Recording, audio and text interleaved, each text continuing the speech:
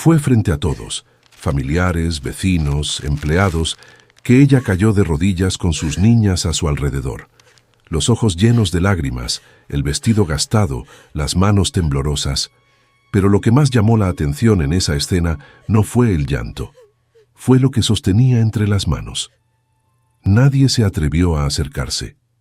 Todos allí sabían que algo grave había ocurrido, pero nadie estaba preparado para lo que vendría después. Porque detrás de aquella humillación pública había un secreto que lo cambiaría todo, y el último deseo que reveló en voz alta hizo llorar incluso a los más duros. Ahora dime en los comentarios, ¿tienes hijos? ¿Qué harías si estuvieras en su lugar, con tus niños mirándote así? De verdad quiero saberlo.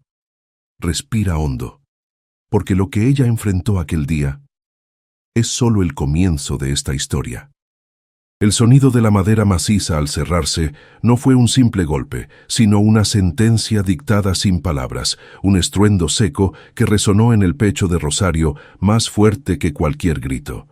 Las pesadas puertas de roble de la hacienda San Gabriel se juntaron con una finalidad absoluta, borrando de un tajo la luz cálida de los candelabros y el murmullo de los rezos que ocurrían adentro. Rosario se quedó estática frente al portón cerrado, con la vista clavada en los remaches de hierro forjado que ahora la separaban del cuerpo de Mateo, el hombre con el que había compartido 10 años de vida y 4 partos. No hubo explicaciones largas ni miradas de disculpa por parte del capataz que ejecutó la orden. Simplemente la empujaron hacia atrás, hacia la tierra suelta del camino real, dejándola allí como si fuera un animal que estorba en la entrada de una iglesia. El cielo de San Juan del Río, encapotado y gris como una lámina de plomo, amenazaba con romper en llanto mucho antes que ella. Rosario sintió cómo sus rodillas cedían, no por debilidad de espíritu, sino por el peso físico de la humillación que acababa de recibir frente a todo el pueblo. A su alrededor, aferradas a las telas desgastadas de su falda, estaban sus 4 hijas. Clara, la mayor, con sus trenzas apretadas y los ojos llenos de una confusión adulta. Lucía y Ana, gemelas en el miedo, que se abrazaban entre ellas, y la pequeña Valentina de apenas 2 años, que no entendía la muerte ni el rechazo, y solo extendía sus brazos hacia la puerta cerrada, pidiendo por su papá. La imagen era de una crudeza insoportable, una familia partida por la mitad, donde la sangre de los apellidos pesaba más que el amor que se habían jurado. Nadie en el pueblo se atrevió a acercarse en ese primer momento, paralizados por ese miedo atávico que se tiene a los dueños de la tierra en el México de 1910. Los peones miraban desde la distancia, con los sombreros en la mano y la cabeza gacha, reconociendo la injusticia, pero incapaces de levantar la voz contra doña Bernarda. La matriarca había dado la orden desde su silla de alto respaldo. En esa casa se velaba al patrón, al heredero legítimo, y no había lugar para la mujer del campo y sus hijas mestizas. Rosario sabía que, para esa mujer de corazón de piedra, ella nunca había sido una esposa, sino un error de juventud de Mateo, una mancha en el linaje impecable de los Almazán, que ahora, con la muerte de él, finalmente podían intentar borrar. El frío comenzó a descender junto con la tarde, un aire helado que bajaba de la sierra y se colaba por los pliegues del rebozo de Rosario. Ella no se levantó del lodo. Mantuvo la espalda recta, aunque por dentro sentía que sus órganos se contraían del dolor. No era solo el duelo de haber perdido a Mateo por esa fiebre repentina y traicionera. Era la violencia de que le robaran el derecho a despedirse, de sostener su mano fría una última vez y arreglarle el cabello como a él le gustaba. Adentro, en el salón principal, imaginaba a gente que apenas conocía a Mateo. Primos lejanos, socios comerciales, amigos de su madre, fingiendo un dolor mesurado y elegante, bebiendo café y hablando en susurros, mientras las verdaderas dueñas de su corazón tiritaban a la intemperie. Clara, con sus 10 años recién cumplidos, fue la primera en romper el silencio opresivo que las rodeaba. Tiró suavemente del brazo de su madre y preguntó con un hilo de voz por qué la abuela no las quería.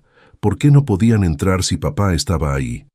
Rosario tuvo que tragar saliva, un nudo áspero y amargo, para poder contestar sin que la voz se le quebrara.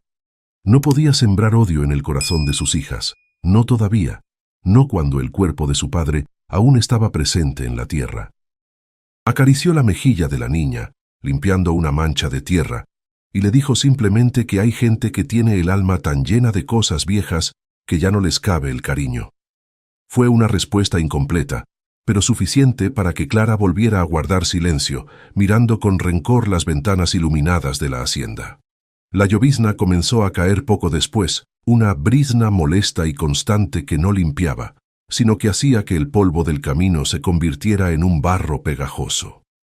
Rosario acomodó a las niñas debajo de un viejo árbol de mezquite que crecía cerca del muro perimetral, el único refugio que la naturaleza les ofrecía ante la crueldad humana. Se quitó su propio rebozo para cubrir a Valentina y a Ana, quedándose ella expuesta a la humedad que pronto le caló la blusa hasta los huesos.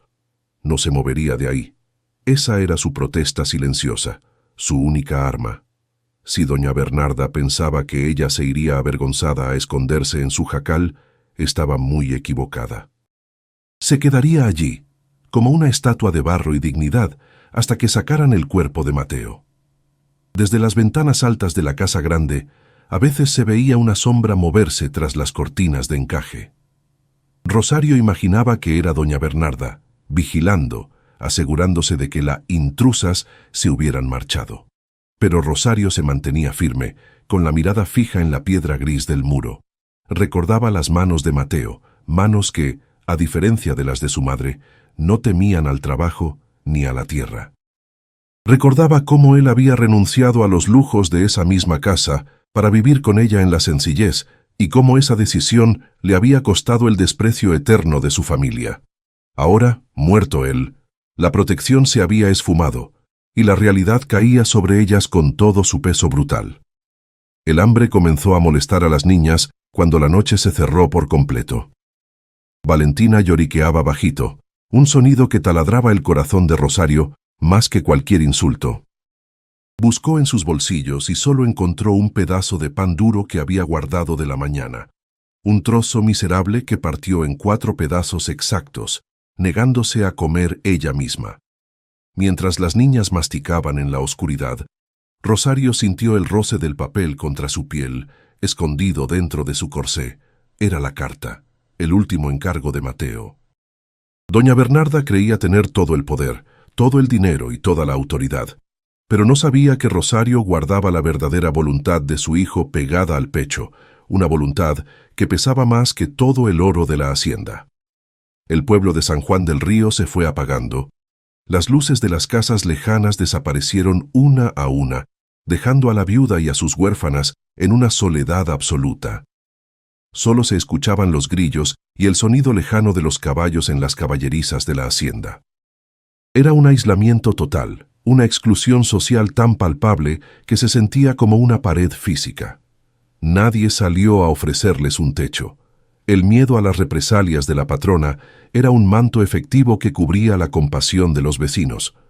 Rosario entendió entonces que estaba sola en el mundo, que su única patria eran esas 4 niñas y que su única defensa era la verdad que llevaba oculta. Pasaron las horas y el frío se volvió un cuchillo. Las niñas se durmieron amontonadas unas contra otras, buscando calor humano, mientras Rosario vigilaba el sueño con los ojos ardiendo por el cansancio y la sal de las lágrimas no derramadas. No era momento de flaquear. Al amanecer, cuando sacaran a Mateo para llevarlo al cementerio de los ricos, ella tendría que estar de pie, no como la sirvienta que doña Bernarda quería ver, sino como la esposa legítima que era. Se limpió la cara mojada por la lluvia con el dorso de la mano curtida y respiró hondo, llenando sus pulmones con el aire húmedo de la noche, preparándose para la guerra silenciosa que estallaría con la primera luz del sol. La madrugada avanzó con una lentitud exasperante, como si el tiempo mismo se hubiera congelado por respeto al luto o por indiferencia ante el sufrimiento de las que esperaban afuera.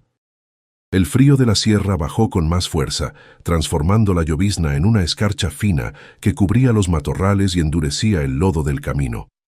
Rosario sentía que sus piernas habían dejado de responderle hacía horas, entumecidas por la inmovilidad y la humedad del suelo, pero no se atrevía a cambiar de postura por miedo a despertar a las niñas, que dormían un sueño inquieto y frágil sobre su regazo. Cada vez que una de ellas se movía buscando calor, Rosario acomodaba mejor el rebozo, convirtiendo su propio cuerpo en la única barrera entre sus hijas y la intemperie cruel de esa noche sin luna. Dentro de la hacienda, las luces de los candelabros comenzaron a apagarse una a una, señal de que los rezos de compromiso habían terminado y que los invitados se retiraban a las habitaciones de huéspedes. El silencio que siguió fue aún más pesado que el murmullo de las oraciones en latín. Rosario se imaginó a Mateo solo en el salón principal, rodeado de flores caras que él nunca hubiera elegido y cirios de cera virgen que no calentaban su cuerpo inerte. La soledad de él ahí dentro, atrapado en las reglas de su madre, le dolía más que el hambre que empezaba a retorcerle el estómago. Pensó en cuántas veces Mateo le había dicho que odiaba la frialdad de esa casa, y ahora, ironía cruel del destino, estaba prisionero en ella para siempre. Fue cerca de las 3 de la mañana cuando un sonido distinto al viento la sacó de su estupor. Eran pasos arrastrados, lentos, que venían del interior de la propiedad, acercándose a la reja lateral del jardín de servicio. Rosario tensó el cuerpo, temiendo que fuera algún capataz enviado para echarla definitivamente a la carretera, pero la figura que se recortó contra la penumbra no llevaba armas ni actitud amenazante.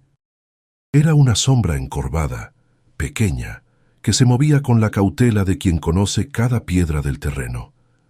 Al acercarse a los barrotes, la luz tenue de un farol distante reveló el rostro surcado de arrugas de don Anselmo, el viejo jardinero que había enseñado a Mateo a trepar árboles cuando era niño, el único que lo había querido sin condiciones dentro de esos muros. El anciano no dijo nada al principio. Sus ojos acuosos recorrieron la escena miserable de la viuda y las huérfanas tiradas en el barro. Con manos temblorosas por la edad y el miedo a ser descubierto, sacó de entre sus ropas un jarro de barro envuelto en un trapo limpio y un par de panes dulces aplastados. Los pasó a través de los barrotes oxidados con una reverencia que ningún rico le había ofrecido jamás a Rosario.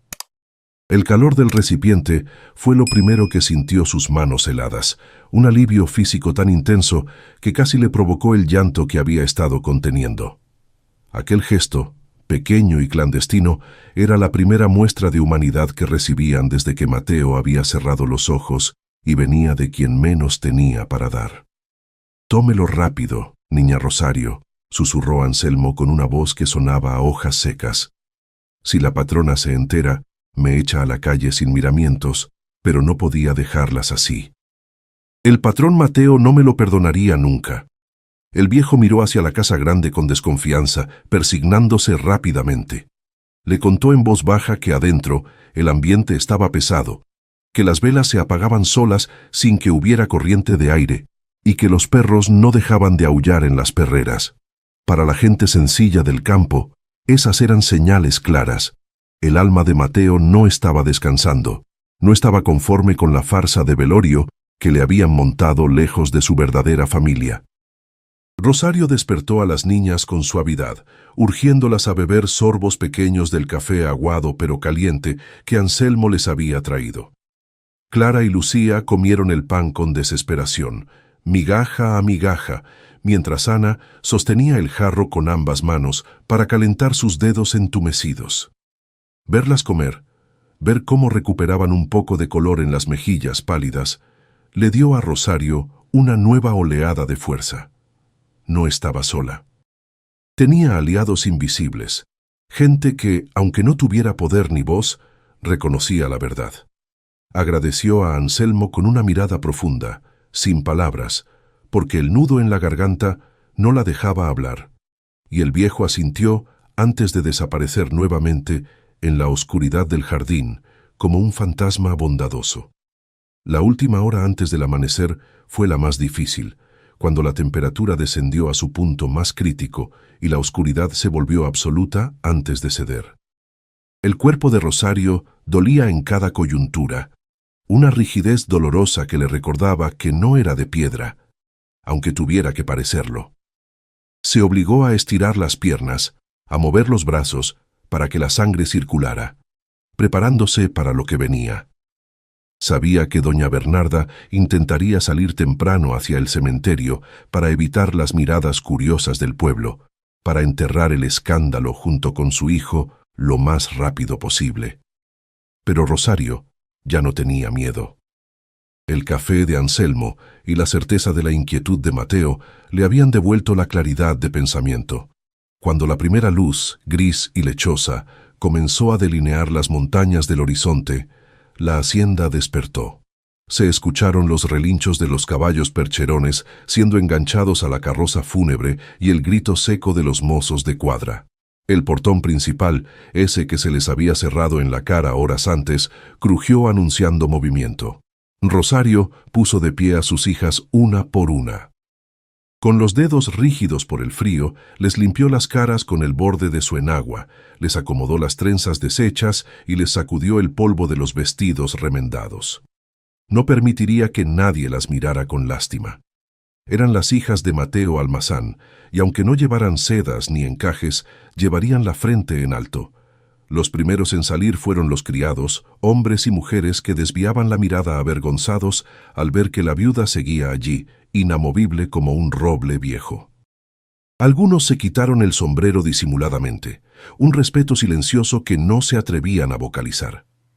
Luego salió el cura del pueblo, el padre Tomás, un hombre bueno pero débil de carácter, que palideció al verlas bloqueando el paso. Sabía que se avecinaba un conflicto y que él, como mediador de Dios y de los ricos, quedaría atrapado en medio.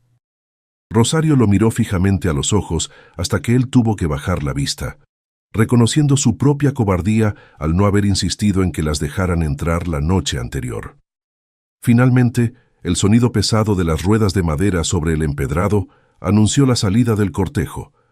La carroza negra, adornada con penachos de plumas oscuras y cristales biselados, avanzó lentamente hacia la salida, tirada por 4 caballos negros impecables.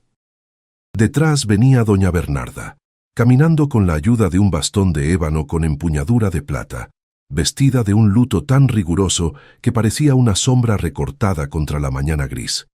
Su rostro era una máscara de piedra, pero al ver a Rosario plantada en medio del camino, sus ojos destellaron con una furia contenida. El momento había llegado. No habría más espera ni más silencio. El choque entre dos mundos, entre la sangre y el amor, estaba a punto de estallar frente a todo San Juan del Río. El resoplido de los caballos percherones fue lo único que rompió el silencio sepulcral de la mañana, lanzando nubes de vapor caliente al aire gélido justo frente al rostro de Rosario. La inmensa carroza negra se detuvo a escasos metros de ella, una montaña de madera tallada y barniz oscuro que parecía diseñada para aplastar cualquier cosa que no tuviera apellido ilustre. Los animales, nerviosos por la tensión que sus jinetes transmitían a través de las riendas, golpeaban los adoquines húmedos con sus cascos cerrados, creando un ritmo metálico y amenazante que hizo temblar el suelo bajo los pies descalzos de las niñas. Rosario no retrocedió ni un milímetro. Sintió el aliento bestial de las bestias en su propia piel, pero mantuvo la barbilla en alto, clavando sus ojos en la figura oscura que reinaba desde el interior del carruaje como una gárgola antigua y despiadada. Doña Bernarda no esperó a que su cochero bajara a abrirle la portezuela. La empujó ella misma con un golpe seco de su bastón, descendiendo los escalones del vehículo con una agilidad sorprendente para su edad, alimentada por la pura indignación. Su vestido de seda negra crujió al tocar el suelo fangoso, una ofensa imperdonable para una mujer que vivía obsesionada con la pureza y las apariencias. Se plantó frente a la viuda, irguiéndose cuán alta era, y la miró con ese desprecio absoluto que solo se aprende tras generaciones de mandar sin ser cuestionada. No veía a una madre sufriendo, ni a unos nietos huérfanos. Veía un obstáculo sucio, un estorbo plebeyo que se atrevía a manchar la solemnidad de su duelo privado con su presencia inoportuna y su pobreza evidente. «Quítate de mi camino, mujer insolente». El grito de Bernarda rasgó el aire como un látigo, haciendo que varios peones cercanos dieran un paso atrás instintivamente. Ya has causado suficiente vergüenza a esta familia en vida de mi hijo. No permitiré que conviertas su entierro en un espectáculo de mercado. La anciana golpeó el suelo con la punta metálica de su bastón, salpicando lodo hacia las piernas de Clara, quien se encogió asustada contra la falda de su madre. La crueldad de Bernarda no era caliente y pasional. Era fría, calculada y afilada como un bisturí. Esperaba que la orden fuera obedecida de inmediato, como siempre ocurría en sus tierras, donde su palabra era ley y el destino de los hombres dependía de su humor matutino. Rosario sintió como el miedo intentaba trepar por su garganta, un sabor metálico y amargo que conocía bien, pero lo tragó con fuerza. Apretó las manos de sus hijas hasta que sus nudillos se pusieron blancos, transmitiéndoles en silencio la orden de no moverse. No era momento de ser la sirvienta sumisa que agachaba la cabeza. Era el momento de ser la madre leona que defiende a sus cachorros. Recordó las noches en que Mateo lloraba en sus brazos por la dureza de esa mujer, y esa memoria le dio una armadura invisible. La humillación pública era el arma favorita de los ricos, pero la dignidad del pobre, cuando es verdadera, es un escudo que ningún insulto puede atravesar si uno no lo permite. El pueblo entero contuvo el aliento, formando un círculo amplio y silencioso alrededor de las dos mujeres. Nadie se atrevía a intervenir, pero tampoco nadie se iba. Los trabajadores de la hacienda, con sus sombreros raídos apretados contra el pecho, miraban la escena con una mezcla de terror y fascinación. Sabían que Rosario estaba firmando su sentencia de expulsión definitiva, tal vez incluso su destierro del pueblo, pero en sus ojos había un brillo de admiración clandestina. Ver a alguien, especialmente a una mujer sola y sin recursos, plantarle cara a la dueña de todo el valle, era algo que contarían a sus nietos en voz baja, una leyenda de resistencia que nacía en ese preciso instante de tensión insoportable. «No me voy a mover, doña Bernarda», respondió Rosario, y su voz no tembló, aunque por dentro se estaba deshaciendo. «No vengo a pedirle nada que sea suyo. No quiero su dinero, ni sus tierras, ni su apellido para mí. Solo vengo a acompañar al hombre que amé y al padre de estas niñas. Él no es propiedad de la hacienda. Era un hombre, mi esposo, y tenemos derecho a despedirlo». Sus palabras, pronunciadas con una calma que contrastaba violentamente con la furia de la matriarca, resonaron en el aire húmedo. No gritó, no insultó. Simplemente expuso una verdad humana tan básica que hizo que la autoridad de Bernarda pareciera por un segundo pequeña y mezquina frente a la grandeza del dolor genuino. La cara de la anciana se transformó, pasando de la palidez de la ira a un rojo violento. No estaba acostumbrada a que la desafiaran, y mucho menos una nadie enfrente de sus empleados. Hizo una señal imperiosa al cochero, un hombre corpulento que sostenía las riendas con manos sudorosas, ordenándole avanzar. «Si no se quita por las buenas, que los caballos le enseñen su lugar. Pásales por encima si es necesario», bramó, perdiendo completamente la compostura elegante que tanto valoraba. El cochero dudó, mirando los ojos grandes y aterrorizados de las niñas que bloqueaban el paso. Era un hombre rudo, acostumbrado a obedecer, pero la orden de arrollar a una familia era un límite que su conciencia, por más dormida que estuviera, se resistía a cruzar. Las niñas comenzaron a llorar abiertamente ante la amenaza de los cascos gigantescos de los caballos, que resoplaban y piafaban, sintiendo la tensión de los humanos. Valentina escondió la cara en los pliegues del vestido de su madre, sollozando con ese hipo desesperado de los niños que sienten el peligro sin entenderlo. Pero Clara, la mayor, hizo algo inesperado. Se soltó de la mano de Rosario y dio un paso al frente, interponiéndose entre su madre y la anciana. Con solo 10 años, imitó la postura de Rosario, levantando su pequeña barbilla desafiante, una copia exacta de los gestos de su padre Mateo cuando se enojaba. Ese detalle no pasó desapercibido para Bernarda, quien vio en la niña el fantasma viviente de su hijo muerto, y por un instante vaciló. El padre Tomás, sudando frío dentro de su sotana a pesar de la temperatura baja, Intentó acercarse con las manos levantadas en un gesto conciliador, murmurando algo sobre la caridad cristiana y el escándalo público. Pero Bernarda lo cortó con una mirada fulminante que lo dejó clavado en su sitio. «Usted cállese, padre», espetó ella. «Esto es asunto de mi casa y de mi sangre. Dios no tiene nada que ver con la insolencia de esta arribista». La anciana estaba dispuesta a todo, a usar la fuerza bruta, a mancharse las manos si era necesario, con tal de no ceder ni un centímetro de su poder ante el pueblo que la observaba. Era una batalla de voluntades, y ella tenía el dinero y la fuerza de su lado.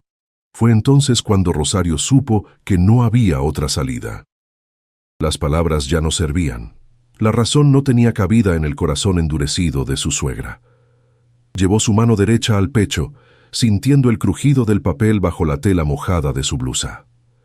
El sobre estaba tibio por el contacto con su piel, cargado con la última voz de Mateo. Una voz que Bernarda no podría callar ni ignorar. Con un movimiento lento y deliberado, que atrajo todas las miradas como un imán, Rosario extrajo la carta lacrada. El sello rojo, con el escudo de la familia Almazán, brilló bajo la luz gris de la mañana, un faro de autoridad que nadie esperaba ver en las manos callosas de una viuda campesina. El momento de la verdad había llegado, y sería más doloroso que cualquier golpe. El sello de lacre rojo, con el escudo de armas de los Almazán, brilló bajo la luz grisácea de la mañana como una brasa encendida, un punto de calor en medio de tanto frío humano. Rosario sostenía el sobre con ambas manos, no como quien ofrece una súplica, sino como quien empuña un arma cargada. Sus dedos, ásperos por el trabajo en el campo y enrojecidos por la helada, contrastaban violentamente con la delicadeza del papel de hilo, una hoja fina que claramente había salido del escritorio privado de Mateo, ese mueble de caoba que su madre le tenía prohibido tocar. El silencio que se instaló en el camino real fue absoluto. Ni los caballos se atrevieron a relinchar, como si la presencia de ese objeto hubiera invocado al mismo difunto entre los vivos. Doña Bernarda, al reconocer el sello, dio un paso atrás casi imperceptible, como si hubiera recibido una bofetada física. Su rostro, que segundos antes estaba encendido por la ira, se drenó de color hasta quedar tan blanco como los lirios de la corona fúnebre. «¿Qué es eso?», siseó con desprecio, intentando recuperar su compostura, aunque sus ojos no podían apartarse de la firma que se adivinaba en el reverso. «Seguramente es alguna falsificación burda, algún garabato hecho por ti para sacarnos dinero», acusó con voz temblorosa, intentando convencerse a sí misma y a los peones que miraban boquiabiertos. La idea de que su hijo hubiera dejado instrucciones a espaldas de ella era inconcebible, una traición que su orgullo no podía procesar. Rosario no respondió a la acusación con gritos ni defensa. Simplemente giró el sobre para que el padre Tomás, que observaba desde la seguridad de su sotana, pudiera verlo claramente. El cura, un hombre que conocía la caligrafía de Mateo, tan bien como la suya propia por los años de confesiones y documentos parroquiales, sintió que el suelo se movía bajo sus pies. Se acercó con pasos vacilantes, ajustándose los lentes, y al examinar el lacre intacto y la letra firme y angulosa, tuvo que asentir gravemente. «Es su letra, doña Bernarda», murmuró con voz que apenas se oyó, pero que tuvo el peso de una sentencia judicial. «Y la fecha es de hace 2 días, justo antes de entrar en la agonía final». La confirmación del sacerdote cayó como una losa sobre la arrogancia de la matriarca. Bernarda intentó arrebatarle el sobre a Rosario, extendiendo su mano enguantada con un gesto rapaz, pero la viuda fue más rápida y lo retiró contra su pecho. «No, señora», dijo Rosario con una calma que helaba la sangre. «Esto no es para usted, esto es para todos. Mateo sabía que usted intentaría esconderlo, quemarlo o ignorarlo, por eso me lo dio a mí». La acusación pública, dicha sin veneno pero con una certeza demoledora, hizo que varios de los presentes bajaran la vista, avergonzados de ser testigos de tanta mezquindad familiar expuesta a la luz del día. Con dedos que ya no temblaban, Rosario rompió el sello. El sonido del papel rasgándose fue nítido y seco, parecido al chasquido de una rama seca que se quiebra en el bosque. Desdobló la hoja con cuidado reverencial, alisando los pliegues sobre su mano abierta. El viento de la sierra agitó las esquinas del documento, pero ella lo sostuvo firme.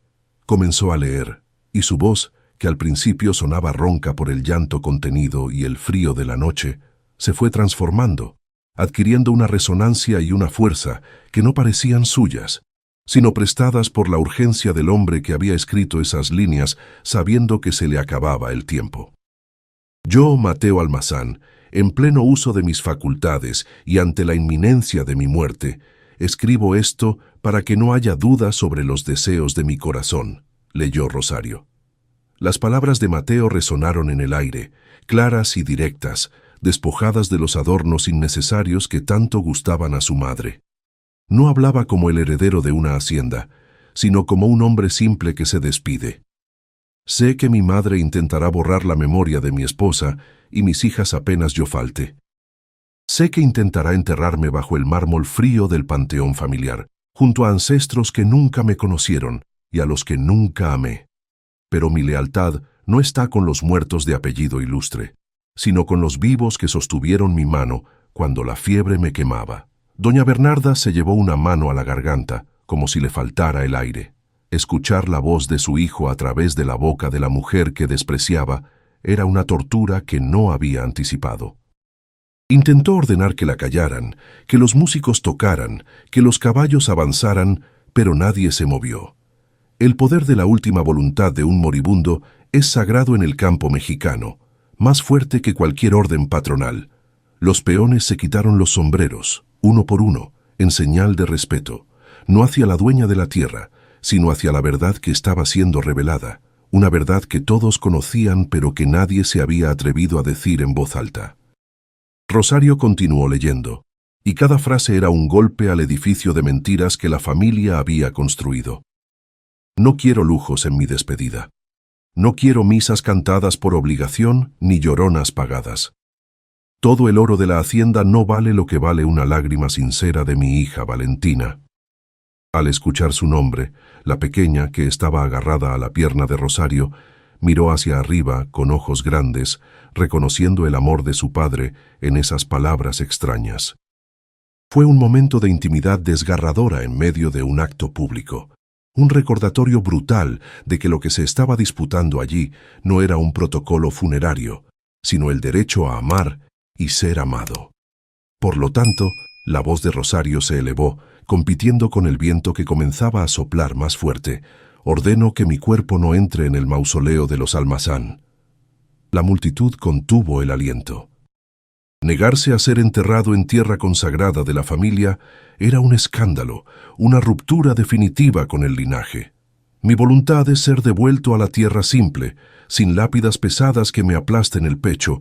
Quiero descansar bajo el gran ahuehuete del cruce de caminos, ese viejo árbol donde le pedí a Rosario que fuera mi esposa, el único lugar donde fui verdaderamente libre y feliz, lejos de la sombra asfixiante de la casa grande.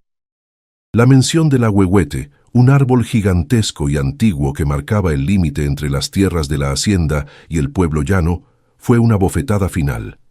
Mateo estaba eligiendo en su muerte el territorio de los pobres, el lugar de los encuentros clandestinos, el símbolo de su rebelión. Estaba rechazando el mármol italiano por las raíces torcidas y la tierra negra. Doña Bernarda, temblando de rabia y dolor, golpeó el suelo con su bastón. «Eso es mentira. Mi hijo jamás pediría ser enterrado como un perro en el campo. Estás inventando locuras», gritó, perdiendo los estribos por completo, con el rostro descompuesto por la negación de una realidad que la excluía. Pero Rosario no había terminado. Faltaba el párrafo final, la estocada definitiva que Mateo había reservado como garantía para la seguridad de sus hijas.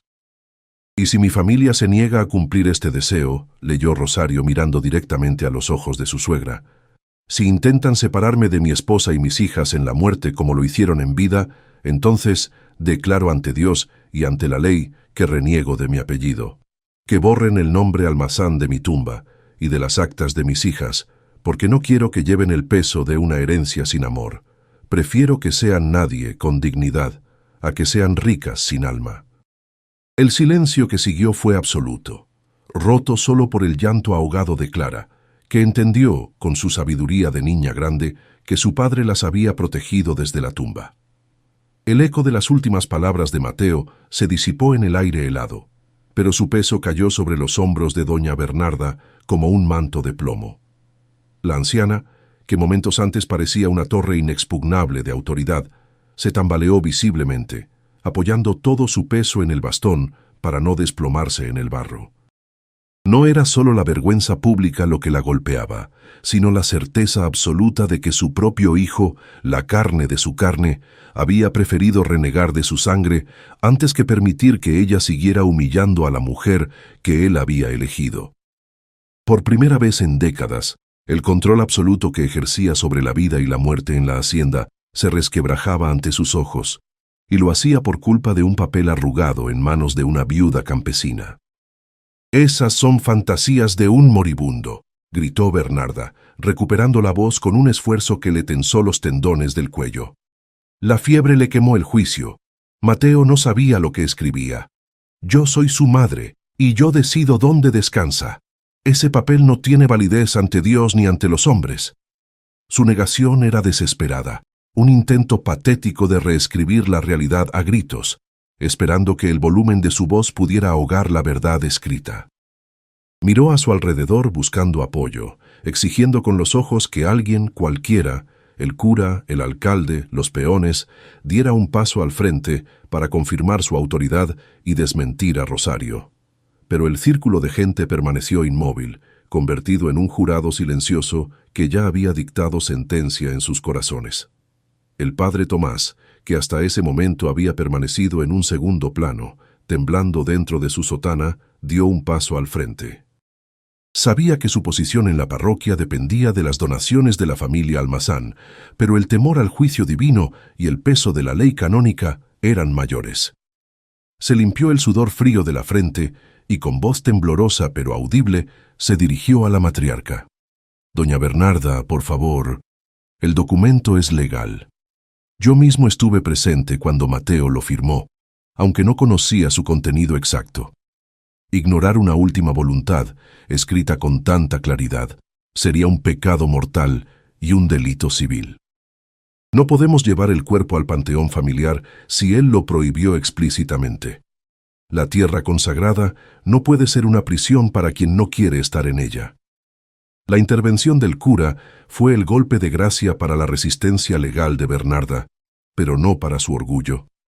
La anciana, acorralada, miró con odio puro a Rosario y a las niñas, que seguían formando una barrera humana frente a los caballos.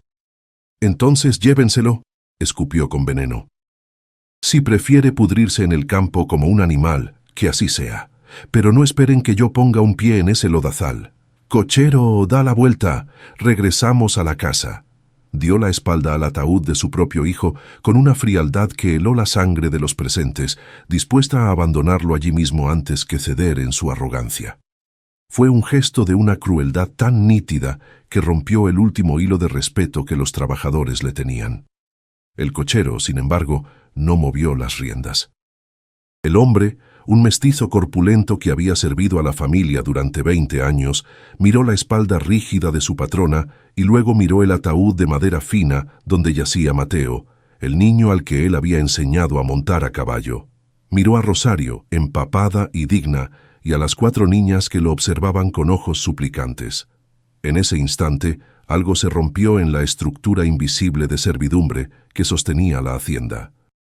El cochero bajó la cabeza, soltó las riendas sobre el pescante y en un acto de rebelión silenciosa que nadie hubiera creído posible, descendió del carruaje. No dijo una palabra, simplemente se quitó el sombrero y se fue a parar junto a Rosario, eligiendo su bando en esa guerra muda.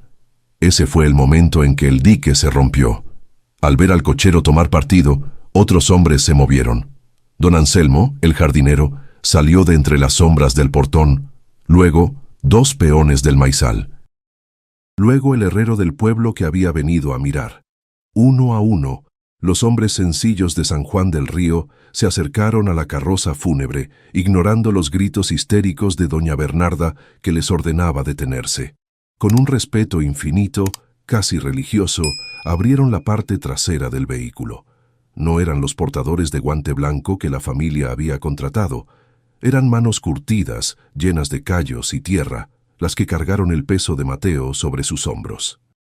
Rosario vio cómo bajaban a su esposo de aquel carruaje que no le correspondía y sintió que las rodillas le fallaban, no por debilidad, sino por el alivio inmenso que le inundó el pecho. Mateo volvía a ser suyo. Ya no era el joven amo secuestrado por los rituales de la aristocracia, volvía a ser el hombre que amaba el campo, el esposo que había preferido la verdad.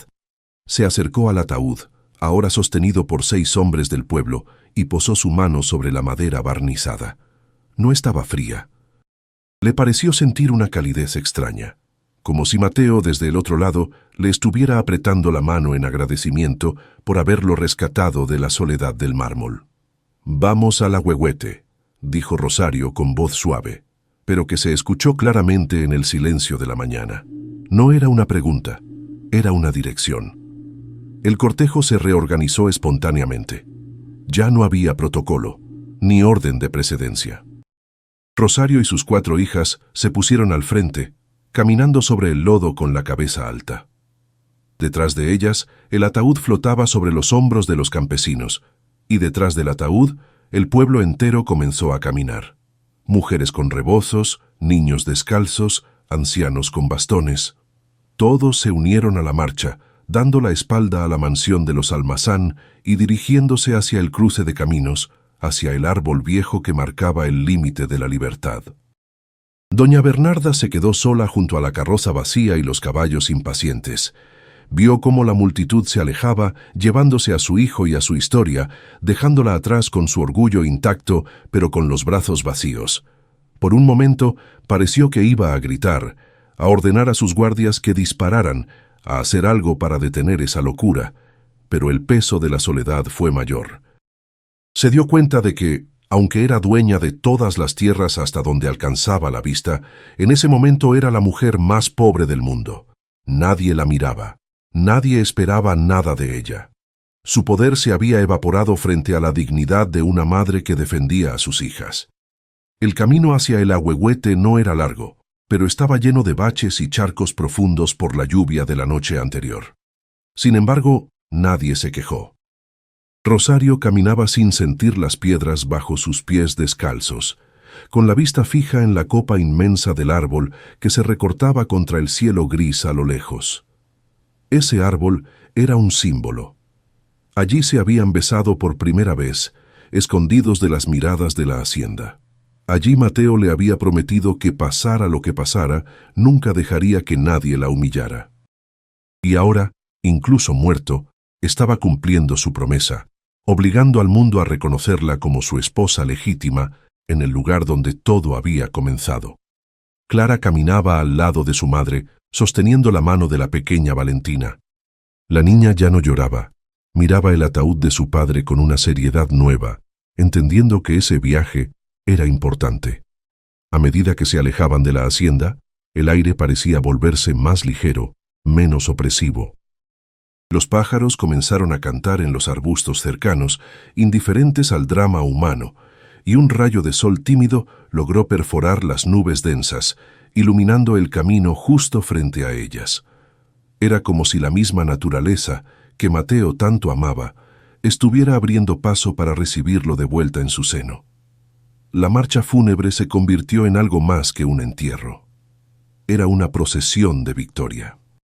No había música lúgubre, solo el sonido de cientos de pasos sobre la tierra mojada y el murmullo de los rezos espontáneos que la gente comenzaba a elevar. Rosario no miró hacia atrás ni una sola vez. Sabía que doña Bernarda seguía allí, parada como una estatua de sal, pero ya no le importaba. El miedo se había quedado atrás, en el portón cerrado. Ahora, con cada paso que daba hacia el Ahuehuete, Rosario sentía que estaba recuperando no solo a su esposo, sino su propia vida, reescribiendo el destino de sus hijas con la tinta indeleble del coraje. El camino hacia el viejo Ahuehuete no era un sendero de rosas, sino una trocha de tierra batida que la lluvia de la noche había convertido en un lodazal espeso y resbaladizo. Sin embargo, para Rosario, cada paso que daba alejándose de la verja de hierro de la hacienda se sentía más firme que cualquier piso de mármol que hubiera pisado en su vida. No le importaba que el barro frío se colara entre los dedos de sus pies descalzos, ni que el dobladillo de su falda pesara kilos por la humedad acumulada. Lo que sentía era la liberación de un yugo invisible que la había asfixiado durante años. A su lado, sus hijas caminaban con una dignidad impropia de su edad, contagiadas por la fuerza silenciosa de su madre, manteniendo la vista al frente como si fueran reinas sin corona marchando hacia su propio reino. Detrás de ellas, el sonido era impresionante por su humanidad. No había ruedas chirriando ni cascos de caballos golpeando piedra, solo el ritmo sordo y constante de cientos de pies marchando al unísono. El pueblo de San Juan del Río, que tantas veces había bajado la cabeza ante los almazán, ahora caminaba erguido, escoltando a uno de los suyos. No era una turba ruidosa ni desordenada, era una marea de sombreros de paja y rebozos oscuros que avanzaba con un respeto solemne.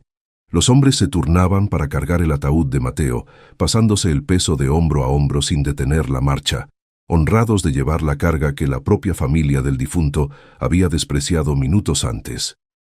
El ataúd, despojado de la carroza ostentosa, parecía ahora más pequeño, más humano, meciéndose suavemente sobre los hombros de los campesinos como una barca en un río tranquilo. Rosario podía escuchar la madera crujir levemente con el movimiento, un sonido que le recordaba a la mecedora de mimbre donde Mateo solía sentarse por las tardes a mirar el atardecer. Ya no era el cuerpo del patrón envuelto en misterio y lejanía. Era Mateo, su Mateo, rodeado por el olor a tierra mojada y sudor honesto, el mismo olor que él traía en la piel cuando regresaba de supervisar la siembra, lejos de los perfumes rancios de los salones de su madre. Clara, que caminaba a la derecha de Rosario, apretó la mano de su madre con fuerza. La niña, a sus 10 años, había entendido más de la vida en esa última hora que en toda su infancia. Miraba a los hombres que cargaban a su padre y veía en sus rostros curtidos una tristeza genuina, una lágrima furtiva que se escapaba por una mejilla sin afeitar. Entendió entonces que el amor no se mide por la cantidad de velas en un velorio, sino por las manos dispuestas a cargarte cuando ya no puedes caminar. Esa lección, grabada a fuego en su memoria infantil, sería la herencia más valiosa que Mateo le dejaría, mucho más que cualquier apellido o cuenta bancaria. A medida que avanzaban, el paisaje cambiaba. Dejaron atrás los muros altos y las rejas de la hacienda para adentrarse en el campo abierto, donde el maíz crecía alto y verde. A lo lejos, recortado contra el cielo plomizo que empezaba a abrirse, se alzaba el ahuehuete milenario. Era un gigante de raíces nudosas y ramas que se extendían como brazos protectores, un testigo mudo de la historia del valle mucho antes de que los almazán pusieran la primera piedra de su mansión. Para Mateo, ese árbol había sido su catedral, su confesionario y su refugio. El único lugar donde las reglas de su madre no tenían poder y donde podía ser simplemente un hombre enamorado de una mujer sencilla. Rosario sintió un nudo en la garganta al ver el árbol acercarse. Recordó la tarde, hacía 12 años, en que Mateo la citó allí bajo la excusa de revisar unos linderos. Recordó cómo él, temblando más que una hoja al viento, sacó un anillo sencillo de plata, el único que pudo comprar con sus ahorros secretos, y le pidió que compartiera su vida, advirtiéndole que sería una vida difícil, lejos de la aprobación de su familia. Ella había dicho que sí sin dudarlo, sellando su destino bajo esas mismas ramas que ahora, en un ciclo perfecto y doloroso, lo recibirían para su descanso eterno. No había rencor en su corazón por la dureza de la vida que les tocó, solo gratitud por haberla vivido juntos. Cuando llegaron al pie del árbol, el cortejo se detuvo. No había fosa cavada. Doña Bernarda, en su soberbia, no había enviado a nadie a preparar el terreno porque nunca creyó que se atrevieran a desafiarla. Pero eso no detuvo a los hombres. Sin que nadie diera una orden, aparecieron palas y picos. Eran herramientas de trabajo, desgastadas por el uso diario en la milpa, no instrumentos ceremoniales. Los campesinos comenzaron a cavar la tierra negra y fértil con un vigor respetuoso, turnándose para abrir el lecho donde descansaría su amigo. El sonido del metal golpeando la tierra era rítmico, casi musical, una canción de cuna primitiva que devolvía al hombre al polvo del que vino. El padre Tomás, que había seguido la procesión a una distancia prudente, llegó finalmente al círculo, jadeando un poco por el esfuerzo y el lodo en sus zapatos. Miró a Rosario con una mezcla de vergüenza y admiración. Sabía que su lugar estaba allí, bendiciendo esa tierra no consagrada por la Iglesia, pero santificada por el amor. Sacó su estola morada del bolsillo, la besó y se la colocó sobre los hombros, asumiendo su deber sagrado, lejos de los altares dorados. Nadie le reprochó su cobardía anterior. En ese momento, bajo la sombra inmensa del ahuehuete, solo importaba que Mateo no se fuera sin una oración sincera. A lo lejos, en la entrada de la hacienda, la figura negra de doña Bernarda seguía inmóvil, observando. Era un punto oscuro y solitario en la inmensidad del paisaje, una nota discordante que ya no tenía fuerza para interrumpir la melodía de la despedida. Rosario la miró por última vez, no con odio, sino con una lástima profunda. Esa mujer tenía todo el poder del valle, pero no tenía a nadie que llorara por ella con la sinceridad con la que el pueblo lloraba a Mateo. Se dio cuenta de que la verdadera pobreza no era la falta de dinero, sino la soledad del alma endurecida. Bernarda había ganado muchas batallas en su vida, pero había perdido la guerra más importante, la del corazón de su propio hijo. Finalmente, la fosa estuvo lista, profunda, oscura y oliendo a raíces y humedad. Los hombres bajaron el ataúd con cuerdas, con una delicadeza extrema, hasta que la madera tocó el fondo. Rosario se acercó al borde. Tenía en la mano un puñado de flores silvestres que Valentina había recogido en el camino, pequeñas margaritas y flores de campo que no costaban nada, pero valían todo. Las dejó caer sobre la tapa del ataúd, viendo cómo los pétalos blancos brillaban en la oscuridad de la tierra. «Descansa, mi amor», susurró, sintiendo que una parte de ella se iba con él, pero sabiendo que otra parte, la más fuerte, se quedaba arriba para luchar por las 4 semillas que él le había dejado. La última palada de tierra cayó sobre la fosa con un sonido sordo y definitivo, sellando no solo el cuerpo de Mateo, sino un capítulo entero en la vida de San Juan del Río.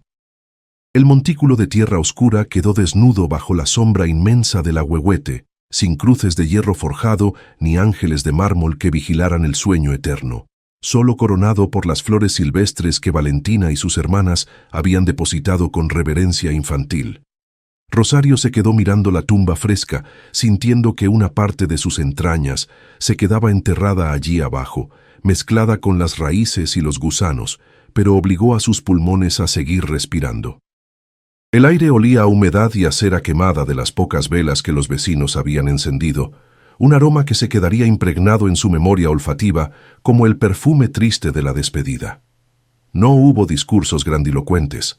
El silencio del campo y el canto lejano de un censontle fueron la única liturgia que Mateo necesitó para volver al origen. Poco a poco, la multitud comenzó a dispersarse, regresando a sus labores con la cabeza baja y el corazón encogido por la solemnidad del momento. Algunos se acercaron a Rosario para murmurar un pésame rápido, deslizando en sus manos alguna moneda de cobre o un pedazo de pan envuelto en servilletas bordadas, ofrendas de gente que daba lo que no tenía. Sin embargo, en los ojos de todos se leía el mismo mensaje oculto: el miedo. Nadie le ofreció un techo permanente para pasar la noche. Sabían que albergar a la enemiga declarada de doña Bernarda era buscarse la ruina, el despido o algo peor. Rosario, con esa sabiduría amarga que da la desgracia, aceptó las limosnas con dignidad, pero rechazó cualquier ayuda que pudiera comprometer a los suyos. Entendió que su guerra era solitaria y que arrastrar a otros a su infortunio no era la forma de honrar la memoria de su esposo. «Vámonos, niñas», dijo con voz seca, sacudiéndose la tierra de las rodillas. «Tenemos que recoger nuestras cosas antes de que cambien los cerrojos. La caminata de regreso hacia la pequeña casa que habían habitado en los límites de la hacienda fue un vía crucis distinto. Ya no había cortejo ni protección colectiva, solo una mujer y 4 niñas caminando en sentido contrario a la seguridad, adentrándose de nuevo en la boca del lobo. El sol del mediodía, pálido y sin fuerza, iluminaba los campos de agave que tantas veces Mateo había recorrido a caballo. Ahora, esos mismos paisajes parecían ajenos, propiedad prohibida que las miraba con hostilidad. Clara cargaba a la pequeña Valentina, que se había quedado dormida por el agotamiento del llanto, mientras Lucía y Ana se aferraban a la falda de su madre como si el suelo fuera a abrirse bajo sus pies en cualquier momento. Al llegar al sendero que conducía a su hogar, encontraron lo que Rosario temía, pero esperaba. Jacinto, el capataz mayor de la hacienda, estaba parado frente a la puerta de madera, bloqueando la entrada con su cuerpo macizo. No estaba solo. 2 peones armados con machetes aguardaban a sus espaldas, con la vista fija en el suelo para no tener que cruzar miradas con la viuda. Jacinto se quitó el sombrero al verlas llegar, un gesto de respeto automático que contrastaba con la crueldad de su misión. Su rostro, curtido por el sol y lleno de cicatrices de viruela, mostraba una vergüenza profunda. Conocía a Rosario desde que llegó al pueblo. Había compartido tragos con Mateo, pero la lealtad al pan que comían sus hijos pesaba más que la amistad con los muertos. «Lo siento mucho, doña Rosario», dijo Jacinto con voz ronca, sin atreverse a mirarla a los ojos. «La patrona dio la orden. Dice que la casa es para los trabajadores activos y que usted ya no tiene derecho a estar aquí. Tengo instrucciones de asegurar la propiedad antes del anochecer». Rosario no discutió, no gritó ni suplicó. Simplemente lo miró con una intensidad que hizo que el hombre retrocediera un paso instintivamente. «No vengo a quedarme, Jacinto, solo vengo por lo que es mío. La ropa de mis hijas, mis ollas y el retrato de mi boda. Todo lo demás, los muebles que ella compró, las paredes que ella pagó, se los pueden quedar, que se atragante con ellos». El capataz asintió y se hizo a un lado, dándoles paso con un gesto mudo. «Tienen 1 hora», murmuró, como si estuviera concediéndoles un favor ilegal. Rosario empujó la puerta y el chirrido de las bisagras oxidadas sonó como un lamento. El interior de la casa estaba tal como lo habían dejado la noche anterior, detenido en el tiempo. La taza de café de Mateo seguía sobre la mesa, con el líquido ya evaporado y una aureola oscura en el fondo. Su camisa de trabajo colgaba del respaldo de la silla, conservando aún la forma de su espalda. El olor a leña quemada y a tabaco dulce, el olor inconfundible de él, llenaba el espacio, golpeando a Rosario con una violencia sensorial que la hizo tambalearse por un segundo, obligándola a apoyarse en el marco de la puerta para no caer. No hubo tiempo para el duelo dentro de esas 4 paredes. Con una eficiencia militar nacida de la desesperación, Rosario comenzó a dar órdenes. Clara buscó los costales de yute que usaban para el maíz y empezaron a llenarlos. Ropa remendada, un par de zapatos viejos, las cobijas de lana que ella misma había tejido, los utensilios de cocina más indispensables. Cada objeto que tocaban era un recuerdo que dolía, pero también una herramienta para la supervivencia. No se llevaron nada que pudiera ser reclamado por la hacienda, ni la platería barata, ni los candelabros, ni siquiera las herramientas de campo de Mateo. Rosario quería salir de allí limpia, sin deberle ni un centavo a la mujer que las había despreciado, cargando solo con el peso de su propia historia. Mientras empacaban, Rosario encontró bajo el colchón una pequeña caja de hojalata oxidada. Dentro estaban los pocos ahorros que Mateo había logrado esconder de la contabilidad de su madre. Unas cuantas monedas de plata y un anillo de oro que perteneció a su abuela paterna, una mujer que, según contaban, también había sufrido por amor. Rosario guardó la caja en su seno, sintiendo el metal frío contra su piel caliente.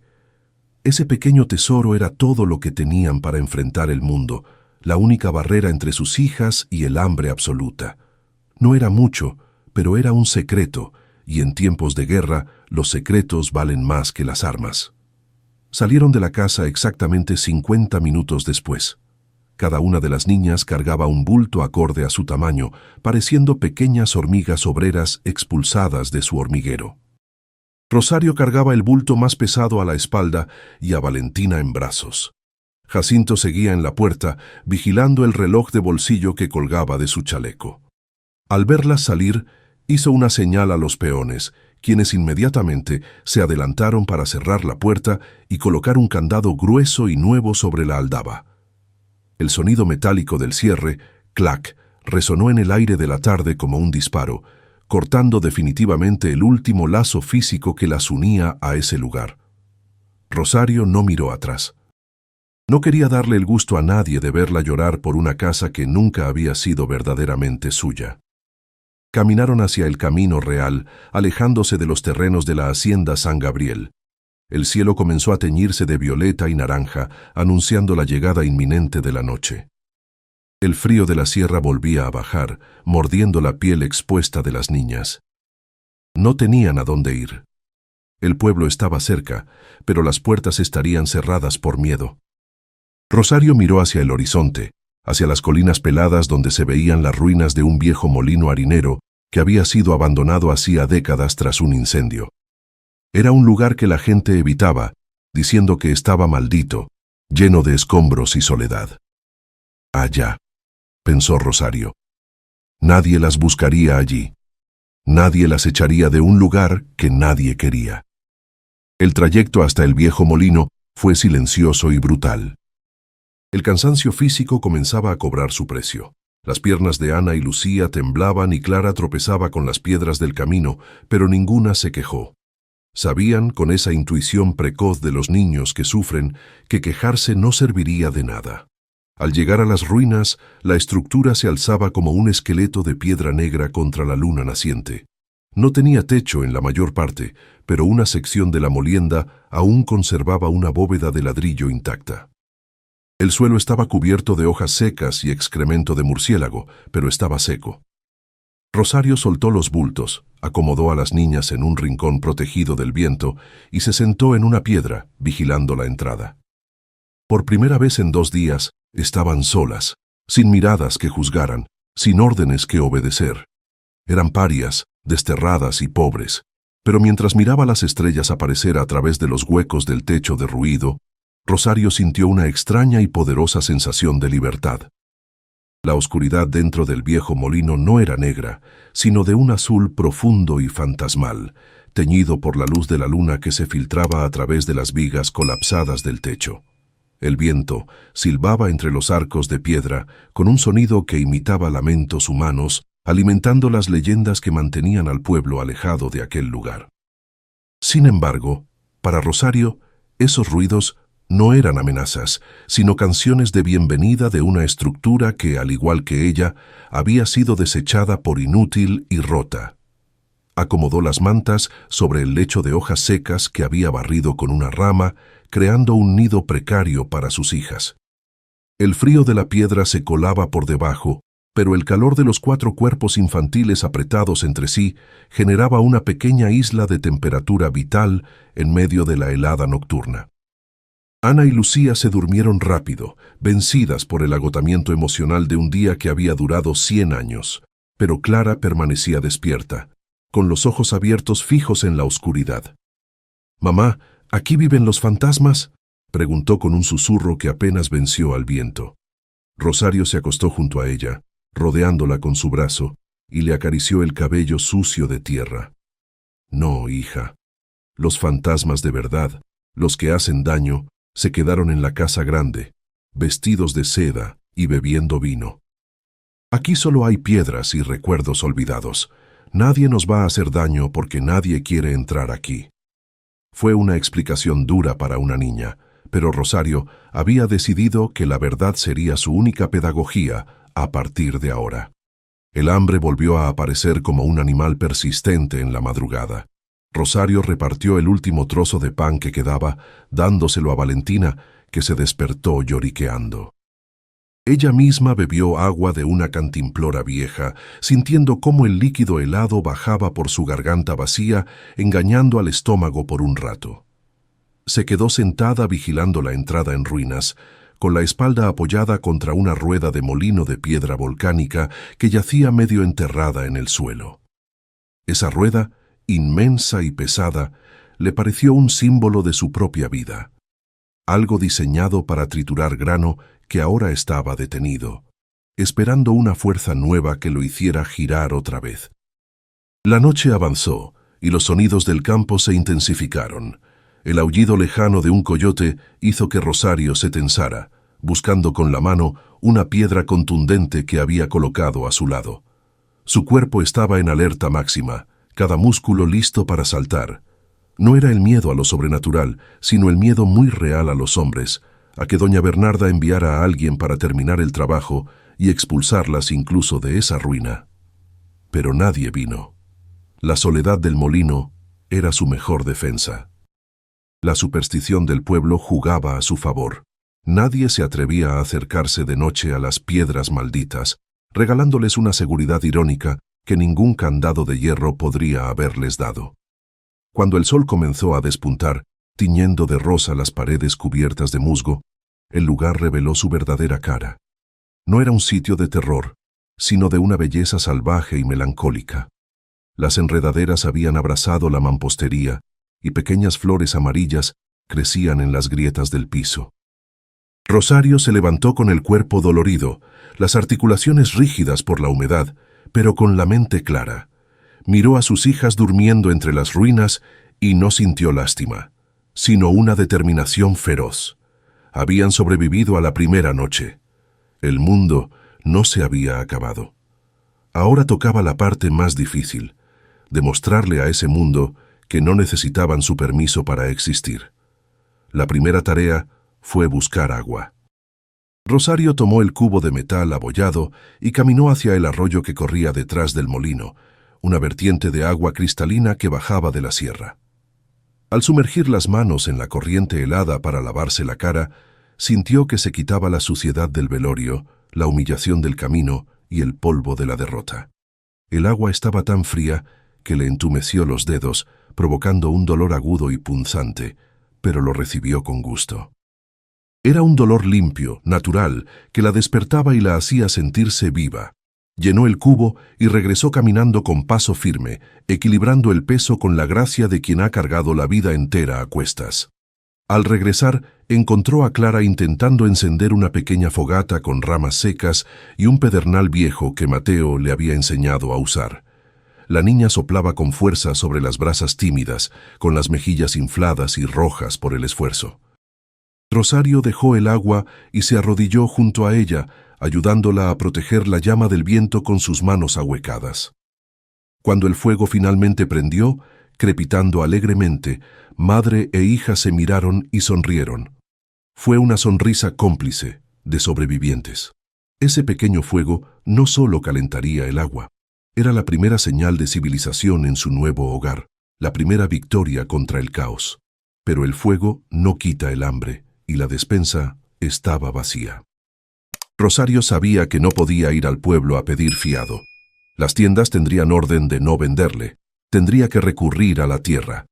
Recordó que Mateo le había hablado de unos árboles frutales silvestres que crecían cerca del molino, vestigios de un antiguo huerto abandonado. Dejó a Clara a cargo de las más pequeñas y salió a recolectar. Encontró higos chumbos y algunas vainas de mezquite comestibles. No era un banquete, pero era comida. Mientras recogía los frutos espinosos con cuidado, se prometió a sí misma que sus hijas nunca volverían a depender de la caridad de nadie. Fue al mediodía cuando ocurrió lo inesperado. Un grupo de mujeres del pueblo apareció en el sendero que llevaba al molino. No venían con las manos vacías, pero tampoco se acercaron demasiado. Se detuvieron a una distancia prudente y dejaron varios bultos en el suelo. Una canasta con tortillas, frijoles en olla de barro, mantas y algo de ropa. No dijeron nada, no esperaron agradecimientos. Simplemente dejaron las cosas y se dieron la vuelta rápidamente, mirando hacia los lados con temor a ser vistas. Era la solidaridad clandestina de las mujeres, esa red invisible que se teje en silencio cuando los hombres y los poderosos imponen la crueldad. Rosario esperó a que se alejaran para recoger las ofrendas. Al levantar la canasta, encontró una nota arrugada escondida entre las tortillas. Estaba escrita con letra torpe, seguramente por alguien que apenas sabía escribir. Decía: «El patrón Mateo era bueno, Dios no duerme». Esas 6 palabras fueron combustible puro para el alma de Rosario. Comieron como reinas sentadas en las piedras, saboreando cada bocado como si fuera el manjar más exquisito. Con el estómago lleno y el sol calentando las piedras, el miedo comenzó a disiparse. Desde esa colina olvidada, Rosario miró hacia abajo, hacia las tierras de la hacienda que se extendían verdes y ricas, y juró que algún día ella y sus hijas mirarían a doña Bernarda desde arriba, no con odio, sino con la victoria de haber florecido en el desierto. Los días se convirtieron en semanas, y las semanas tejieron una rutina de supervivencia áspera, pero sólida, entre las paredes derrumbadas del viejo molino. Rosario aprendió a leer el lenguaje de esa nueva vida con la misma rapidez con la que antes leía los caprichos del clima para la siembra. Se levantaba mucho antes de que el sol despuntara, cuando la niebla todavía se arrastraba baja sobre los campos como un animal perezoso, y comenzaba la faena interminable de mantener a sus hijas con vida. Acomodó piedras sueltas para cerrar los huecos más grandes de los muros, trenzó juncos del río para hacer esteras que aislaran del frío suelo y convirtió las latas oxidadas encontradas entre los escombros en macetas donde sembró hierbas medicinales. No había descanso, ni domingos, ni momentos de ocio. Cada minuto que no se dedicaba a trabajar era un minuto que el hambre ganaba, y Rosario no estaba dispuesta a cederle ni un centímetro a la miseria. La noticia de su resistencia llegó a oídos de doña Bernarda, quien, encerrada en su mansión, recibía los informes de Jacinto con una mezcla de incredulidad y furia creciente. La matriarca había calculado que el hambre y el frío quebrarían el orgullo de su nuera en 3 días, obligándola a marcharse del pueblo para siempre o a venir a pedir perdón de rodillas. Al saber que seguían allí, habitando las ruinas como fantasmas obstinados, su rencor se endureció. Dictó entonces una sentencia económica. Prohibió terminantemente a cualquier comerciante de San Juan del Río venderle insumos a Rosario o comprarle cualquier producto. Quien ayude a esa mujer, sentenció ante los tenderos reunidos en la plaza, se convierte en enemigo de la hacienda San Gabriel. Y en un pueblo donde la hacienda era dueña de casi todo, esa amenaza equivalía a una condena de muerte social. Pero el hambre agudiza el ingenio y la necesidad borra la vergüenza. Al verse con las puertas del comercio cerradas, Rosario miró hacia el camino real, esa vía polvorienta por donde pasaban las diligencias y los viajeros que iban hacia la capital, gente que no conocía a los Almazán ni temía sus represalias. Bajó al río con sus hijas, cargando los pocos jabones que le quedaban y mucha ceniza, y estableció un lavadero improvisado en una curva del afluente. Ofreció lavar la ropa de los viajeros, de los arrieros y de los comerciantes forasteros mientras ellos descansaban o abrevaban sus bestias. Era un trabajo brutal.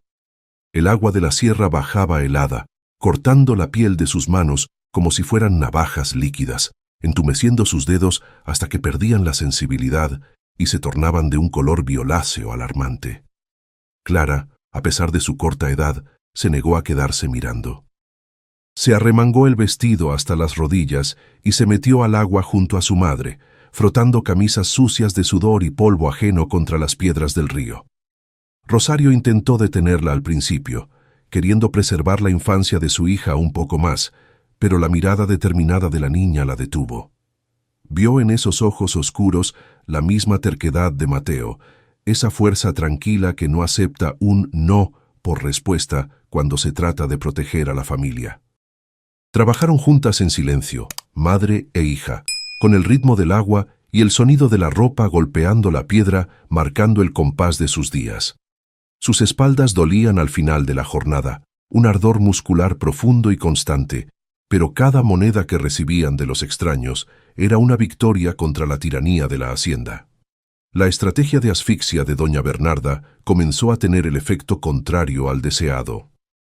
El pueblo, al ver la crueldad implacable de la patrona contra una mujer sola y trabajadora, empezó a sentir un rechazo silencioso hacia la casa grande. Ya no la saludaban con la misma reverencia al pasar. Los sombreros se levantaban con lentitud. Las miradas se desviaban.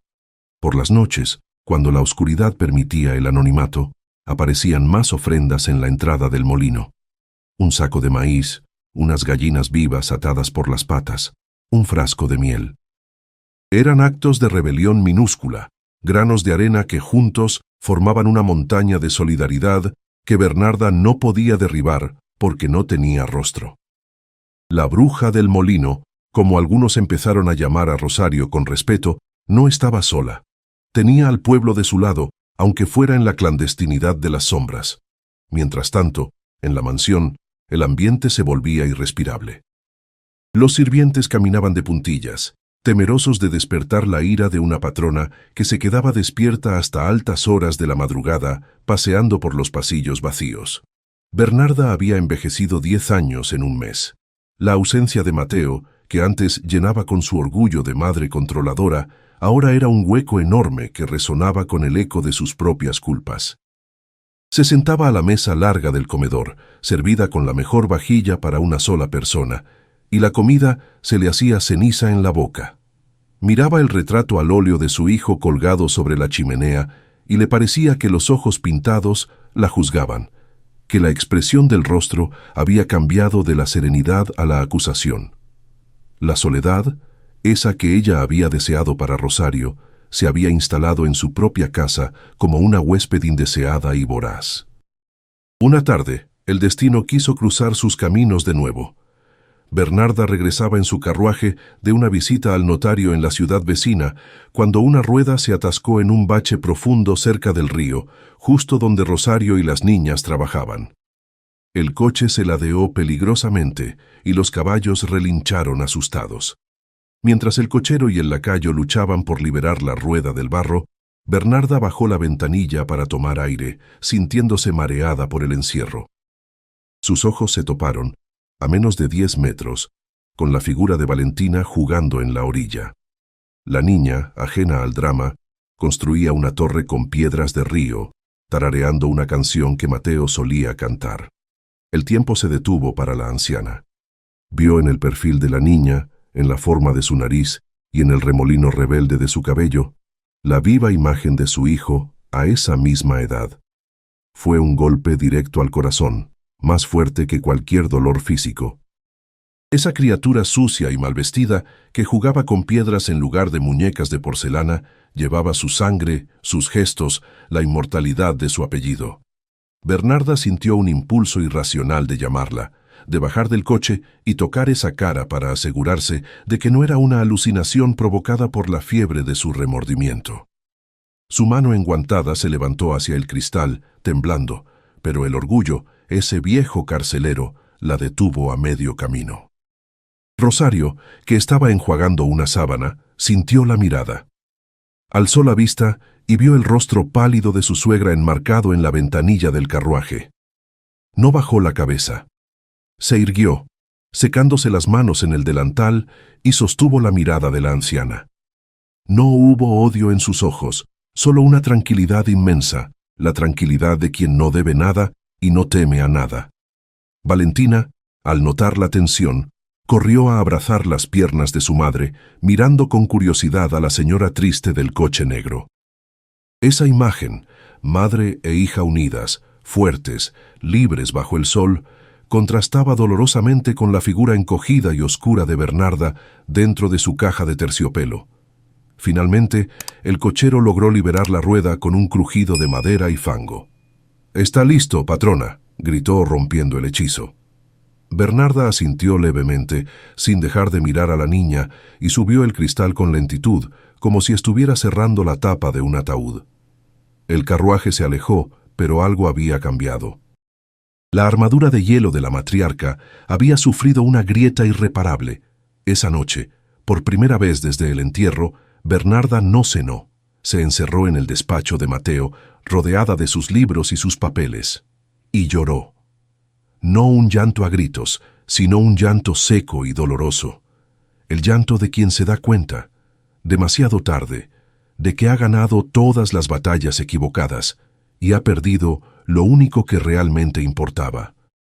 El viento de noviembre llegó a San Juan del Río cargado con un aroma dulce y terroso, ese perfume inconfundible de la flor de cempasúchil que anuncia que la frontera entre los vivos y los muertos se ha vuelto delgada como un velo de novia. Era el primer día de Muertos sin Mateo, y el pueblo, sin que nadie lo organizara oficialmente, decidió que la fiesta no sería en el cementerio de lápidas grises, sino en el cruce de caminos. Desde la mañana, caravanas de vecinos llegaron al viejo ahuehuete cargando brazadas de flores naranjas que parecían pedazos de sol atrapados en tallos verdes. No iban por obligación ni por quedar bien con un patrón. Iban porque la tumba solitaria de Mateo se había convertido en un altar de la resistencia, un símbolo de que el amor, cuando es verdadero, florece mejor en la tierra libre que en las macetas de oro. Rosario y sus hijas habían pasado la noche anterior preparando ofrendas sencillas. Pan de muerto amasado con sus propias manos, calabaza en tacha endulzada con piloncillo y calaveritas de azúcar toscas pero alegres. Al llegar al árbol, se quedaron mudas ante el espectáculo. La base del tronco gigantesco había desaparecido bajo un mar de pétalos anaranjados y velas de cera blanca que parpadeaban contra el viento de la sierra. La gente había traído mole, arroz, tamales y tequila, colocando todo sobre manteles bordados extendidos en el suelo. No era un lugar de llanto lúgubre, sino de memoria viva. Había música de guitarra, risas de niños corriendo y un calor humano que derretía el frío del otoño, creando una burbuja de luz en medio del campo oscuro. En contraste, la capilla privada de la hacienda San Gabriel permanecía en una penumbra sepulcral, iluminada apenas por 4 cirios importados que ardían sin entusiasmo. Doña Bernarda estaba arrodillada en su reclinatorio de terciopelo, intentando rezar un rosario que se le trababa en los labios. El silencio de la mansión era absoluto, opresivo, casi acusatorio. No había visitas, ni flores frescas, ni olor a comida casera. Sus antepasados, encerrados en nichos de mármol de Carrara, parecían observarla con frialdad desde las sombras. Por primera vez, la anciana sintió el peso aplastante de su propia exclusividad. Había construido una fortaleza tan alta para separar a su familia de la chusma, que se había quedado encerrada dentro, sola con sus fantasmas y su orgullo intacto, pero inútil. El sonido de la música y el murmullo de la gente llegaba hasta la hacienda traído por el viento, una melodía lejana que se colaba por los vitrales de la capilla como una invitación prohibida. Bernarda intentó ignorarlo, cerrar los ojos y concentrarse en sus litanias, pero el latido de la vida allá afuera era más fuerte que su terquedad. Se levantó con las rodillas doloridas y caminó hacia el ventanal que daba al valle. A lo lejos, bajo la copa inmensa del ahuehuete, vio el resplandor de cientos de velas, un incendio de fe que desafiaba la oscuridad de su propiedad. Vio las siluetas de la gente, pequeñas y unidas, y sintió una punzada de envidia tan aguda que la asustó. Allá estaba su hijo, allá estaba su sangre, y ella estaba aquí, cuidando piedras frías. Sin llamar a nadie, sin pedir su carruaje ni despertar a la servidumbre, doña Bernarda hizo algo que no había hecho en 40 años. Salió de su casa a pie, sola y en la oscuridad. Se cubrió con un chal negro de lana fina y tomó su bastón, abriendo la puerta lateral del jardín que daba al campo. El camino estaba irregular y sus zapatos de tacón se hundían en la tierra blanda, pero no se detuvo.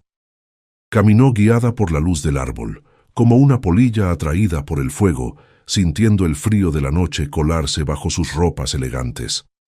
Cada paso que la alejaba de la mansión era una derrota a su vanidad, pero una victoria para esa abuela secreta que gritaba dentro de su pecho, desesperada por ver, aunque fuera de lejos, los rostros de las niñas que llevaban los ojos de Mateo. Al acercarse al círculo de luz, el olor a copal y a leña quemada la envolvió, despertando recuerdos de su propia infancia antes de que el dinero endureciera su corazón.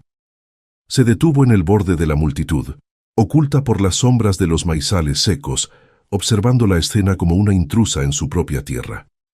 Vio a Rosario sirviendo café de olla a los ancianos, riendo con una serenidad que la hacienda nunca le había dado. Vio a Clara y a las gemelas arreglando las flores, y a la pequeña Valentina sentada junto a la cruz de madera, hablándole a la tierra como si su padre pudiera escucharla. No parecían muertas de hambre, ni mendigas. Brillaban con una dignidad que el dinero no podía comprar, vestidas con ropas sencillas pero limpias, reinas de su propio mundo. Un perro ladró hacia la oscuridad donde se escondía Bernarda, y algunas cabezas giraron. El murmullo de las conversaciones fue bajando de volumen poco a poco, como una ola que retrocede, hasta que se hizo un silencio tenso.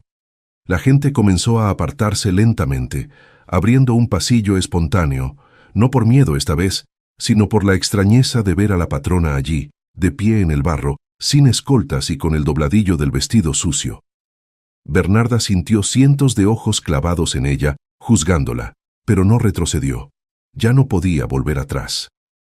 La soledad de su capilla era un infierno al que no estaba dispuesta a regresar esa noche. Dio un paso adelante, entrando en el círculo de luz, quedando expuesta ante el pueblo que había despreciado. Rosario, que estaba arrodillada acomodando una vela, levantó la vista. Al ver a su suegra se puso de pie despacio, limpiándose las manos en el delantal. No hubo odio en su gesto, ni tampoco sumisión. Se paró frente a la tumba de su esposo, bloqueando instintivamente a sus hijas con su cuerpo, protegiendo su territorio sagrado. Las dos mujeres se miraron a los ojos a través del humo del copal y las llamas de las velas. Una representaba el poder que se desmoronaba, la otra la fuerza que nacía de la nada. El viento agitó las ramas del ahuehuete sobre sus cabezas, y las hojas susurraron como si el mismo Mateo estuviera conteniendo el aliento, esperando a ver si su madre venía a destruir o a rendirse. Doña Bernarda miró la tumba. No había mármol, solo tierra negra, flores de campo y piedras de río, formando un contorno amoroso. En el centro, una foto vieja de Mateo, sonriendo como nunca sonreía en los retratos oficiales de la sala. La anciana sintió que se le doblaban las piernas. Esa tumba tenía más vida que toda su mansión. Miró a Valentina, que se asomaba tímidamente detrás de las faldas de Rosario, y vio que la niña sostenía una calaverita de azúcar extra en la mano. El orgullo de Bernarda luchó una última batalla brutal contra su dolor, un conflicto interno que se reflejó en los temblores de su mano sobre la empuñadura del bastón. «No vengo a pelear», dijo Bernarda finalmente, y su voz sonó rota, despojada de su habitual tono de mando, casi irreconocible. Vengo porque él también era mi hijo, y porque en mi casa hace mucho frío».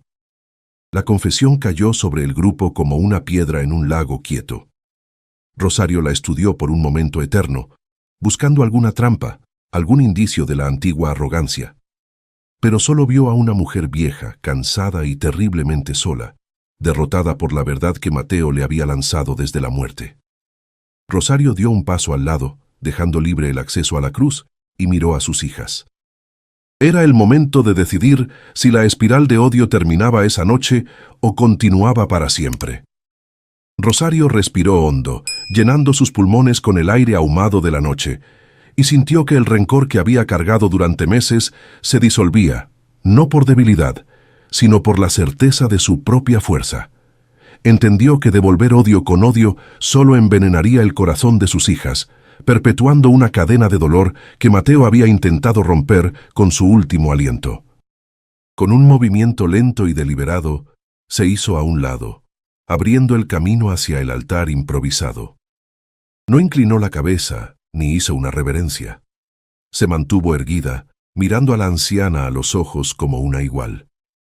«Acérquese, doña Bernarda», dijo con voz tranquila, que resonó más fuerte que cualquier grito. «Aquí la tierra es de todos y la muerte no pide apellidos. Si viene en paz a honrar a su hijo, nadie le impedirá el paso». La matriarca avanzó con pasos vacilantes, apoyándose pesadamente en su bastón de ébano, sintiendo cómo sus zapatos finos se hundían en el barro que tanto despreciaba. Cada metro que recorría era una humillación para su orgullo de hacendada, pero un bálsamo necesario para su alma de madre. Al llegar frente a la cruz de madera, Bernarda hizo algo que nadie en San Juan del Río pensó ver jamás. Soltó el bastón, dejándolo caer al suelo, y con un gemido de dolor en sus articulaciones viejas, se arrodilló en la tierra sucia. No le importó que el terciopelo de su vestido se manchara, ni que las piedras le lastimaran las rodillas. Estaba, por fin, a la misma altura que su hijo, a la misma altura que la mujer que lo había amado, nivelada por el peso universal del duelo. Con manos temblorosas, Bernarda tocó la fotografía de Mateo, acariciando el papel como si fuera la piel tibia de aquel niño que alguna vez corrió por los pasillos de su casa. Las lágrimas, que había contenido durante el velorio oficial para mantener la compostura, brotaron ahora sin control, silenciosas y amargas. Lloraba por la muerte de él, sí, pero también lloraba por el tiempo perdido, por los años de distanciamiento que ella misma había provocado con su rigidez. Se dio cuenta allí, bajo la luz de las velas y rodeada de campesinos, que su inmensa fortuna no le servía para comprar un minuto más de vida, ni para llenar el vacío inmenso que sentía en el pecho. Fue entonces cuando Valentina, que había estado observando todo con sus grandes ojos oscuros, se soltó de la falda de su madre. La niña no entendía de herencias ni de rencores antiguos, solo veía a una señora mayor llorando, algo que en su inocencia requería consuelo inmediato. Se acercó a Bernarda con pasos cortos y firmes, llevando en sus manos la calaverita de azúcar que había estado guardando. Sin decir una palabra, extendió su mano pequeña y ofreció el dulce a la anciana. Fue un gesto simple, brutalmente humano, que cortó la tensión del aire como un cuchillo caliente atraviesa la manteca. Bernarda levantó la vista y se encontró con los ojos de su hijo clavados en el rostro de su nieta. El parecido era innegable, una firma genética que ninguna disputa legal podía borrar. La anciana tomó la calaverita con una mano y con la otra, envuelta en un guante de encaje negro, tocó la mejilla de la niña. Sus dedos, acostumbrados a dar órdenes y señalar faltas, temblaron al sentir la suavidad de la piel joven. «Valentina», susurró, pronunciando el nombre por primera vez, reconociendo su existencia, validando su sangre. En ese toque, el muro de hielo que separaba a la hacienda del molino se derritió para siempre. El pueblo observaba en un silencio reverencial. No hubo aplausos ni vítores, porque el momento era demasiado sagrado para el ruido. Los hombres se quitaron los sombreros y las mujeres se persignaron, testigos de un milagro que no necesitaba santos. Rosario miró la escena con una mezcla de alivio y melancolía. Sabía que ese acercamiento no borraría mágicamente el pasado, ni les devolvería la casa, ni traería a Mateo de vuelta. Pero significaba que sus hijas ya no serían nadie. Habían sido reconocidas, no por un decreto judicial, sino por la fuerza inevitable de la verdad. Habían ganado la guerra sin disparar una sola bala, usando solo la dignidad como escudo. La noche continuó, pero el ambiente había cambiado. Bernarda no se quedó mucho tiempo más. Su cuerpo y su espíritu no aguantaban tanta intensidad. Se levantó con ayuda de Rosario, un contacto físico que selló la tregua, y antes de irse, miró a su nuera. No hubo pedido de perdón explícito, las palabras eran demasiado difíciles para una mujer de su alcurnia, pero hubo un asentimiento, una mirada de respeto entre dos madres que compartían una pérdida. Bernarda recogió su bastón y caminó de regreso hacia la oscuridad de la hacienda, pero ya no iba tan erguida ni tan sola. Llevaba consigo la imagen de sus nietas y el sabor dulce y triste de la reconciliación. Los años pasaron sobre San Juan del Río. Rosario nunca regresó a vivir a la mansión, ni aceptó el dinero que Bernarda intentó enviarle meses después. Se quedó en el viejo molino, que con el tiempo y el trabajo duro transformó en una casa digna y llena de flores, famosa en la región por sus tejidos y sus remedios. Las niñas crecieron fuertes y libres, educadas con los libros que su abuela, en una concesión silenciosa, empezó a enviarles cada semana, pero con los valores de la tierra que su madre les inculcó. Doña Bernarda murió 5 años después, sola en su cama, pero con una foto de las 4 niñas en su mesa de noche. El día de su entierro, Rosario y sus hijas bajaron al pueblo. No para reclamar la herencia, que finalmente fue dividida y en parte donada al pueblo, según un testamento reformado, sino para despedirla. Caminaron detrás del féretro, no como parientes pobres, sino como las únicas sobrevivientes de un linaje que había aprendido, demasiado tarde, que el orgullo es un mal compañero de viaje. La gente las miraba con respeto, no por su apellido, sino por quienes eran. Mateo, desde su tumba bajo el Ahuehuete, que ahora era un lugar de peregrinación para los enamorados del pueblo, seguramente sonreía. Esta historia nos enseña que la verdadera nobleza no se hereda con la sangre, sino que se forja en el carácter. Rosario demostró que una madre con dignidad es más poderosa que cualquier imperio, y que al final la justicia divina no llega con rayos y truenos, sino con la paciencia del agua que rompe la piedra. Las puertas de roble pueden cerrarse, pero el corazón humano, cuando es valiente, siempre encuentra una ventana por donde entre la luz. Mateo descansó donde quiso, y sus hijas florecieron donde nadie creía que pudieran hacerlo, recordándonos que el amor es la única herencia que la muerte no puede arrebatarnos.